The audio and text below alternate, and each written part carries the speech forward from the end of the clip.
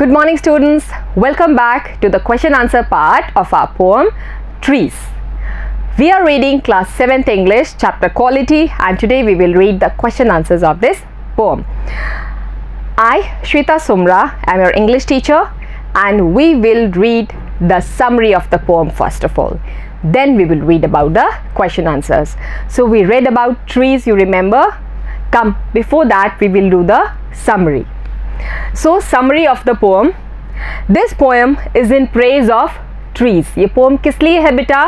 Trees को praise करने के लिए, उनको admire करने के लिए. What do you mean by the word praise? Praise करना मतलब किसी को अच्छे से उसको बताना, उसको प्रोत्साहित करना, उसके बारे में बहुत गुणगान करना. That is called praise. The trees are man's best friend. और जो ट्रीज हैं, जो वृक्ष हैं, जो पेड़ हैं, वो क्या हैं? सबसे बेस्ट फ्रेंड हैं. किसके? हमारे. बेस्ट फ्रेंड हैं क्या? नहीं. हमारे को वो बिल्कुल निश्चल भाव से सब कुछ देते हैं.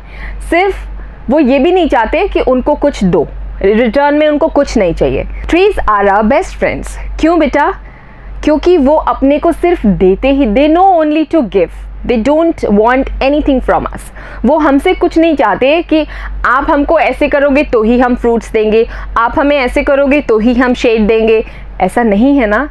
वो सिर्फ देना ही जानते हैं. Every time they just give everything what ever you want. अपनी लकड़ी देते हैं, अपने फ्रूट्स देते हैं, लीव्स ले जाओ, कुछ भी करो, बस वो देना ही जानते हैं. So they are our best friends. और हमें एक बेस्ट फ्रेंड को वैल्यू करना चाहिए, हमें उसकी इम्पोर्टेंस समझनी चाहिए बेटा. कभी भी बेस्ट फ्रेंड को खोना नहीं चाहिए, है ना. सो ट्रीज़ को भी हम बहुत अच्छे से रखेंगे. Trees are for birds. Trees किसके लिए हैं? प्यारी प्यारी चूचू चूचू करने वाली चिड़ियाओं के लिए भी, है ना. क्योंकि वो उनको घर प्रोवाइड करते हैं, उनको शेल्टर प्रोवाइड करते हैं और एक सेफ नेस्ट बनाने की जगह देते हैं. क्योंकि ज़मीन पे अगर वो होती तो कोई भी उनके एग्स भी खा सकता था या उन बर्ड्स के लिए भी सेफ नहीं होता. So it's better they have their nest on the trees. The trees are for children also. बच्चों के लिए भी हैं because they can play a lot of games, hide and seek, और they can sit under a tree, they can climb up a tree, they can make tree houses on a tree. There are so many things they can do with the trees. They can swings, वो झूला झूल सकते हैं पेड़ पे और बहुत सारी चीज़ें कर सकते हैं. They give us wood to make our houses and swings. हमें हमारा घर बनाने के लिए जो वुड चाहिए, फर्नीचर बनाने के लिए जो वुड चाहिए, वो हमें ट्रीज़ ही देते हैं. और स्विंग्स और झूला झूलने के लिए भी हमको जगह देते हैं. It is because of the trees that wind blows through and only it's because of the trees that winds blow through. पेड़ों की वजह से ही जो हवा है वो बहती है ना. वो उसको हेल्प करते हैं बहने में. Children can hide behind their trunks in the game hide and seek. और hide and seek खेलते टाइम क्या होगा? बच्चे उनकी ट्रंक्स के पीछे छुप सकते हैं और गेम भी खेल सकते हैं और पकड़ में भी नहीं आएंगे, है ना. क्योंकि उनकी बिग बिग ट्रंक्स होती हैं, उसके पीछे आराम से छुपो और किसी को पकड़ में भी ना आओ. The grown-ups also enjoy their tea parties under the shade. Grown-ups means बेटा बड़े लोग, ठीक है. क्योंकि बड़े लोग चाय पीते हैं तो वो क्या करते हैं? टी पार्टीज कर सकते हैं. दे कैन डू और enjoy tea parties under the shade of a tree. एक पेड़ की छाया के नीचे बड़े लोग क्या कर सकते हैं? बताओ. टी पार्टी कर सकते हैं या कोई भी तरह की खाने की पार्टी कर सकते हैं. बारबेक्यू कर सकते हैं, जो बाहर हम खाना कुक करते हैं वो कर सकते हैं, है ना. Kites also get entangled in trees. Entangled means बेटा फंस जाना. हमारे बाल जब हम कभी कॉम्ब करते हैं तो ढंग से कॉम्ब नहीं होते, ऐसे खिंचते हैं ना कॉम्ब से भी, वो क्या हो जाते हैं? They get entangled. वो फंस जाते हैं आपस में. So similarly the string of a kite, जो काइट की का धागा है या मांझा है, वो भी जो ट्रीज की जो ब्रांचेस होती हैं उसमें स्टक हो जाता है. It gets entangled in the trees. Entangled का मतलब समझ गए ना? उलझना. Okay? It gives us cool shade in summers. But not in winters. I told you summers में तो हमको चाहिए भी होती है shade. We are in need of a shade in summers, but we don't need shade in winters. Plus in winters what happens, the leaves of the tree they shed down and the new leaves will come in the spring season. So they don't have any leaves in winters, so they cannot provide even shade in winters. The tree even gives fruits like apples and pears. Apple और pear की तरह हमें बहुत तरह के fruits भी देते हैं हमको trees. When the tree is cut, its wood is called timber, which is very useful. Now when a tree is cut down, जब भी कोई पेड़ कटता है तो उसकी जो wood है उसको timber कहते हैं. Okay, that is called timber, and that is very useful to make furnitures, to make the doors, to make the houses, or to do any wooden work. They are very important. To man, mother finds trees very good to make a painting. Now हम लोगों के लिए क्या है, mummy's को क्या पसंद आता है, एक बहुत सुंदर ट्री अच्छा लगता है, कहती है क्यों ना तुम इसकी पेंटिंग बनाओ बेटा, कितना सुंदर है ये, इसकी तो बहुत सुंदर वाली पेंटिंग बनने वाली है, चलो एक ट्राई दो, है ना, कह सकती है ना मम्मा, कहती भी हैं. And fathers feel that there are a lot of leaves to gather in autumn. और पापा को क्या लगता है, अरे बाप रे, इस पतझड़ में मुझे क्या करना पड़ेगा, बहुत सारे लीव्स को स्वीप करना पड़ेगा, उनको साफ करना पड़ेगा गार्डन से, है ना. तो वो थोड़ा सा उनके लिए एक हेडेक हो जाता है, but overall they enjoy with the trees and they all have fun. So come, let's start with the question answers. So you understood the summary of the poem very well. This was all what we discussed in our previous part, and now we will discuss the question answers, and this is also very easy. Okay, come, let's see. Question 1 is, what are the games or human activities which use trees or in which trees also participate? यहाँ पे question है कि ऐसे कौन से games हैं जिनमें हमें ट्री की हेल्प चाहिए या जिसमें ट्रीज भी शामिल हो सकते हैं. ऐसे कौन से गेम्स हैं जिसमें ट्री भी हमारे साथ खेल रहे हों या उनकी कोई इम्पोर्टेंस हो. बताओ बताओ बताओ, है क्या कोई ऐसा आपकी नज़र में है? Swings, hide and seek, and there are so many tree houses बनाना, है ना. The human activities in which trees also participate are making tree houses. देखो, tree houses बनाना, पेड़ के ऊपर एक बहुत सुंदर सा एक छोटा सा आपको मकान बनाना, ठीक है. That is also, you can say tree is also participating with you. Tree की मदद से आप बना रहे हो तो आप ऐसे कह सकते हो कि ट्री भी उस गेम में पार्टिसिपेट कर रहा है. स्विंगिंग ऑन स्विंग्स, और झूले झूलना, है ना, उसमें भी पेड़ को मज़े आ रहे हैं, वो आपको झूले झुला रहा है अपनी ब्रांच पे, पेड़ भी मज़े कर रहा है, आप भी मज़े कर रहे हो. Hiding behind trees while playing hide and seek, और हाइड एंड सीक खेलते टाइम पेड़ के पीछे छुपना. तो जैसे क्या होता है, हम जब छोटे बच्चे होते हैं तो आपको याद है, आप जब छोटे थे तो मम्मी पापा आपके साथ जब खेलते थे तो आप उनके पीछे छुप जाते थे. छुपते थे कि नहीं? पीछे छुप जाते थे. मम्मी कहती देखो मेरे पीछे कोई नहीं है मेरे पीछे, तो ढूंढो कहीं और होगा, है ना, ऐसे करते थे ना. तो ट्री भी आपके साथ खेलता है, वो ट्री आपको पीछे अपनी ट्रंक के छुपा के और दूसरे बच्चों से बचाता है और कहता है देखो मेरे पीछे तो कोई नहीं है ना. सो this is how tree is also participating in your hide and seek. Having T parties under them, और उसके नीचे आप और कैसे कोई गेम्स खेल सकते हो, टी पार्टीज उसके अंडर में. और ट्री को कैसे मजा आएगा, ट्री आपको शेड दे रहा है, कह रहा है अपने मतलब बच्चे समझ के कि आप आराम से खाओ पियो मौज करो, और आपको हंसते खेलते देखकर मुझे बहुत अच्छा लगता है. Tree will feel that he is giving you shade and a cool breeze under which you can sit and have fun, have teas, parties, anything, and he will feel very glad. Making cool shades in summers and etc. और गर्मियों में क्या करते हैं, बहुत ठंडी ठंडी वो हमको छाया देते हैं, शेड्स देते हैं, ठीक है. So this is what tree can participate with our games, और ये सारे गेम्स हैं जो हम ट्रीज के साथ खेलते हैं. अगर आपके माइंड में कोई और गेम्स हो तो you can write that also, ठीक है. Second one is, second question का पार्ट फर्स्ट क्या है. First part is, trees are to make no shade in winter. What does this mean? Contrast this line with the line immediately before it. इसके पहले जो line थी उसके साथ हमको इसको कॉन्ट्रोडिक्टरी बनाना है, और ये कह रहा है trees are to make no shade in winter. इससे पहले क्या था? Trees give us shade in summer. अब ये कह रहा है कि ट्रीज जो है वो हमें विंटर में कोई छाया नहीं देते हैं, है ना. तो I told you this, due to autumn all the leaves of the trees shed down and that is why we can not get any shade. And we don't need the shade also in winters. हमें क्या चाहिए होती है? Sunlight. हम पेड़ के नीचे ठंड मरने के लिए थोड़ी बैठेंगे, हम क्या करेंगे? सनलाइट में बैठते हैं.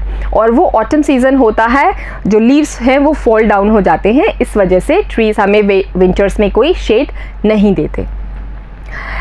Answer is trees make no shade in winter means that people do not lie under it in winters. जो लोग हैं वो उसके नीचे नहीं बैठते. कब? विंटर्स में. क्यों नहीं बैठते? As it is already very cold. वो पहले से ही बहुत ठंड होती है तो वो धूप प्रेफर करेंगे ना, instead of sitting under a tree, because it's already very cold. And therefore people look for warm places. और इसीलिए क्या होता है? लोग वार्म जगह पे जाना पसंद करते हैं जहाँ पे बैठ के उनको कोजी कोजी फील हो. Just imagine your winter school days. You feel very chill, very cold in your class. Yes or no? हाथ पैर बिल्कुल ठंडे ठंडे हो जाते हैं, है ना. आप किसका वेट करते हो? रिसेस टाइम का. जैसे ही रिसेस की बेल बजती है, what do you all do? You just run out to the garden and you just stand still. You feel so relaxed. आपके हाथ पैर ऐसे नॉर्मल होने लगते हैं और आपको जो सनलाइट है वो बहुत अच्छी लगती है विंटर्स में. लगता है ना? यही बात ये बता रहा है कि विंटर्स में हम लोग नहीं बैठते ट्रीज के नीचे, और क्योंकि ऑलरेडी ही बहुत ठंड होती है इसीलिए people look for warm places. लोगों को क्या चाहिए? Warm place. कुछ ऐसी जगह चाहिए जो थोड़ी सी गर्म हो.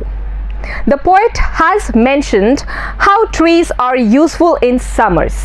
और पोएट ने ये भी मेंशन किया है कि जो ट्रीज हैं वो समर्स में कितने यूजफुल हैं, as they provide cool shade to people. क्यों? क्योंकि वो ठंडी ठंडी छाया देते हैं गर्मियों में लोगों को, है ना. ये पहले वाली लाइन थी, इससे जस्ट पहले वाली line. He has contrasted this statement with the next one where he has mentioned that trees do not provide any shade in winters. इससे इसको कॉन्ट्रास्ट किया है, इसकी ऑपोजिट लाइन बोली है कि समर्स में तो वो शेड देते हैं और विंटर्स में वो कोई शेड नहीं देते. The poet has contrasted this line that the trees give shade in summer but they do not give any shade in winters. Got it everyone? Come, let's move to the next part. Now second question का second part हम discuss कर रहे हैं. Okay? Trees are for apples to grow on or pears. ऐसे बोला था ना, जो पोएम हम पढ़ रहे थे उसमें ये स्टेटमेंट था, trees are for apples to grow and for pears also. Do you agree that one purpose of a tree is to have fruit on it? Yes. पेड़ का एक पर्पस, एक पार्ट ये भी है ना कि उसके ऊपर कोई फ्रूट ग्रो करता है. बिल्कुल करता है बेटा. और do you think this line is humorous? या आपको लगता है कि ये कोई मजाक है, इस लाइन में कुछ मजाक है? Not at all. प्लांट्स तो हमको देते ही हैं फ्रूट्स या ग्रेन्स या वेजिटेबल्स, है ना, देते हैं ना. Yes, one purpose of trees is to have fruits like apples or pears. ये एक पर्पस इसका है कि ये हमको क्या प्रोवाइड करे? एप्पल्स और पेयर्स और एनी ऑफ द फ्रूट. कोई भी, ग्रेप्स हो गए, बनानाज हो गए, मैंगोज हो गए, या कोई भी watermelon, any type of fruit you like. This line is not humorous. Humorous का मतलब क्या होता है बेटा? ह्यूमरस का मतलब जिसमें कुछ मजाक छुपा हुआ हो, है ना, कुछ व्यंग टाइप में, किसी के लिए कुछ आप ऐसा बोलते हो कि उसका आप मजाक उड़ा रहे हो, है ना. ह्यूमर, उसमें कुछ हंसने का कुछ हो. तो ऐसा मुझे नहीं लगता स्टेटमेंट में कुछ है. Do you think so? नहीं ना. यही मैं कह रही हूँ कि ह्यूमरस नहीं लगती ऐसी कोई लाइन. ह्यूमरस नहीं, दिस इज द ट्रूथ. यहाँ पे पेड़ हमको देते ही देते हैं फ्रूट्स, यहाँ कोई मजाक नहीं चल रहा. This line is not at all humorous as apple and pears are most common fruit. क्योंकि एप्पल और पेयर्स तो बहुत ही कॉमन फ्रूट्स में से एक हैं, तो ये लाइन मजाक हो ही नहीं सकती. Got it everyone? Okay, now let's take the third question and this is the last one also. With the help of your partner, try to rewrite some lines in the poem or add new ones of your own as in the following examples. Now this is what you will do on your own. ये आपको ही करना है, ठीक है? आपको क्या करना है बेटा, आप अपने पार्टनर के साथ बैठ के क्लास में अपने जो और फ्रेंड्स हैं उनके साथ बैठ के क्या करेंगे, या तो इसी पोएम की कुछ लाइंस को रीराइट करके उसमें कुछ अमेंडमेंट्स करके चेंजेस करके और आप उसको लिख सकते हो, और add new ones of your own, या फिर अपनी कोई नई लाइंस उसमें आप एड ऑन कर सकते हो किसी भी तरह की, ठीक है? It can be about anything like trees are for birds to build nests in. Trees are, जैसे क्या लिखा था, ट्रीज आर फॉर बर्ड्स, ऐसे ही लिखा था ना, सिर्फ ट्रीज आर फॉर बर्ड्स ही लिखा हुआ था, तो आप उसको अमेंड कर सकते हैं. Amendment, trees are for birds to build nests in, आप इसको ऐसे चेंज करके लिख सकते हो. Trees are for people to sit under, people, लोग उसके नीचे बैठ सकते हैं. You can write this also. Now try to compose a similar poem about water और एयर. अब आपको क्या करना है, ये तो आप अपने से करेंगे ही करेंगे. अब एक छोटा सा काम और करना है. आपको क्या करना है, एक छोटी सी पोएम कंपोज करनी है. कंपोज मीन्स लिखनी है, खुद के शब्दों में आपको बनानी है. What about water or air. Now we have written or we have done a poem about trees. Now similarly you have to write a small poem with water or air. या तो पानी पे लिखो कुछ या फिर एयर के ऊपर लिखो. ये भी आपको खुद ही करना है. Use your brain and do it. See, I have done it for you. You can take help of this also. Water is the elixir of life for us. ठीक है? Water is essential for our survival. You all know this. Water is for fish to live in. ठीक है? Water is a boon for the birds. Boon for everybody, you can say. Not only for birds, but water is a boon for us. Water is for plants to trees to grow. Yes or no? Trees can't grow without water. And water is a means of transportation also. You move from one place to another with the help of water. River में भी आप नाव से एक जगह से दूसरी जगह जाते हैं ना. और if you travel with big vessels, बहुत बड़े बड़े जो ships होते हैं उनको vessels बोलते हैं. When you travel from the waterways, आपको बड़े बड़े ships, टाइटैनिक का नाम सुना है, वो water में ही तो, जो बड़ा सा एक शिप था वो वाटर के थ्रू ही तो दूसरे कंट्री में जा रहा था. So you can use water as a means of transportation also. सिर्फ हवा और लैंड ही मीन्स ऑफ ट्रांसपोर्ट नहीं होते, सिर्फ प्लेन और कार ही नहीं होती हैं, बड़े बड़े वेसल्स भी होते हैं. ठीक है? Water is for clothes to be clean. Now water किसके लिए होता है? क्लोथ्स को क्लीन करने के लिए भी. किसको? पानी से हम हमारे कपड़े धोते हैं, नहीं धोते? बिना पानी के आप सोच सकते हो कपड़े धोने के लिए या कोई भी मॉपिंग या क्लीनिंग करने के लिए? नहीं. So you can add on many of them also. This is all I did for you. You can write on air, on water. You can use your own lines, your own ideas. So children, we are done with the poem Trees. I hope you all enjoyed the session very well. Get prepared for the next part. We will meet in the next class. Until then, every one of you, keep studying. Have a great day, beta.